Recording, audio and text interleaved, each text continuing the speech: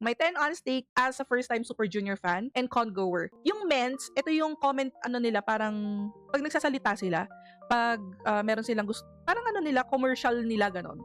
7 out of 10. Kasi, sabi dito, hindi ako sana, yun nga, meron pinapakita yung mga mukha nila sa screen. So, syempre, di ba, may kita mo yung mukha nila, no? Parang hindi ako sanay na walang subtitle sa ilalim. Tapos parang aantayin mo pang i-translate ng may babaeng nagtatranslate, nagiging English. Parang nawawala yung momentum pag nagsasalita sila kasi hindi sila dire-diretso nakakapag-joke, hindi sila dire-diretsong nakakabanat ng kalokohan kasi parang magsasabi sila ng isang sentence sa pause na matagal. Tapos may magta-translate. Hindi kasi sa screen, may screen kasi na malaki doon. So parang yun yung tinitignan ko, naka-screen sila, ganun. Eh syempre pag nanonood ako ng screen or TV na meron sila, may subtitle kasi.